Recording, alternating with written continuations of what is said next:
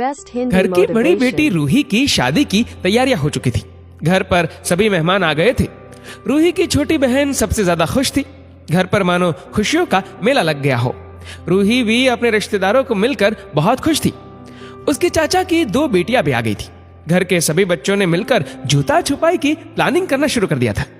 घर पर सभी ने बच्चों को यह हिदायत दी थी कि जूता छुपाई में ऐसा कुछ ना करे कि लड़के वालों को बुरा लग जाए।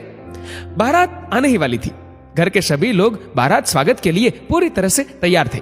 आरती की थाली मेहमानों को देने के लिए गुलाब हाथ में लिए सभी घराती राह देख रहे थे कि कब जीजाजी आएंगे। जोरदार बैंड बाजे के आवाज के साथ और नाच गाने के साथ बारात आई।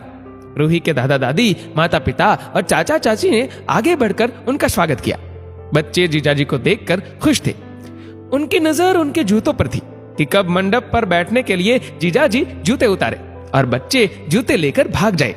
लड़की वालों के लिए दूल्हे के जूते चुराना इतना आसान भी नहीं होता, क्योंकि दूल्हे वालों की तरफ से भी लोग बड़ी प्लानिंग करके आते हैं। रूही के भाई बहनों ने मिलकर अपने जीजाजी का स्वागत किया और उन्हें बातों में उलझाने की कोशिश की ताकि उनके जूते लिए जा सके। दूल्हे के दोस्त और भाई भी उनके साथ थे। वे जानते थे कि लड़की वाले जरूर अब जूते छुपाने की कोशिश कर रहे हैं। साली साहिबा बैठे हुए जीजाजी के जूते उनके पैरों से ही निकालने लगी, लेकिन तुरंत दूल्हे साहब खड़े हो गए और इस धक्का मुक्की में साली साहिबा गिर भी गई और उन्हें बचाने के चक्कर में दूल्हे जी की शेरवानी फट गई। यह सब कुछ इतना जल्दी हुआ कि किसी को समझ नहीं आया कि आखिर यह सब हुआ कैसे। रूही की मम्मी और पापा बहुत डर गए थे, क्योंकि दूल्हे का शेरवानी इस तरह से फट जाना अच्छी बात नहीं थी। उन्हें डर था कि कहीं इस बात को लेकर लड़के वाले कोई हंगामा ना कर दे। रूही की मम्मी ने सभी बच्चों को डांट लगाई। सभी बच्चे डर गए और चुपचाप खड़े हो गए। तभी दामाद बाबू ने कहा, अरे मम्मी, क्यों डांट रही हो इनको? ये तो इनका हक है, कोई बात नहीं, हो जाता है ऐसा।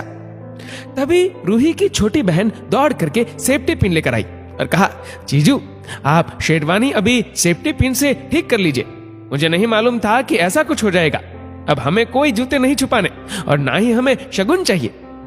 दामाद बाबू इतने अच्छे थे कि बोले, भाई जूता तो तुम निकाल ही चुके हो, अब छुपा कर ही रखना। ऐसा ना हो कि हम ढूंढ ले और शगुन आपसे ले ले। शादी की सारी विधियां बहुत अच्छे से संपन्न हुई और आखिर में जब जूते पहनने की बारी आई तो साली साहिबा ने जूतों को एक बहुत ही सुंदर सी थाली में सजाकर जीजाजी के सामने पेश किया और कहा, मुझे इन जूतों के बदले कोई शगुन नहीं चाहिए, क्योंकि मैं जानती हूं कि मेरी दीदी को एक ऐसा जीवन साथी मिला है जो उनको जीवन भर खुश रखेगा, उन पर कभी नाराज नहीं होगा। दामाद बाबू ने अपनी साली के सर पर हाथ रखकर कहा, इन जूते के बदले शगुन तुम्हें जरूर दूंगा, और हाँ, तुम तसल्ली रखो, तुम्हारी दीदी को हमेशा खुश रखूंगा, ये मेरा वादा है। दोस्तों, शादी में कई बार छोटी छोटी बातों पर मनमुटाव हो जाता है। समझदारी इसी में है कि बातों को बढ़ाया ना जाए। दोस्तों, ये कहानी लिखी है पायल धाबलिया ने। आपकी इस वीडियो के बारे में क्या राय है, नीचे कमेंट करके जरूर बताएगा। और वीडियो अच्छा लगा हो तो इस वीडियो को लाइक करिएगा, शेयर करिएगा ज्यादा से ज्यादा लोगों तक। और ऐसे ही और भी इंस्पिरेशनल वीडियोस के लिए सब्सक्राइब करें हमारे यूट्यूब चैनल को और फेसबुक पर फॉलो करें हमारे पेज को। धन्यवाद। Best Hindi Motivation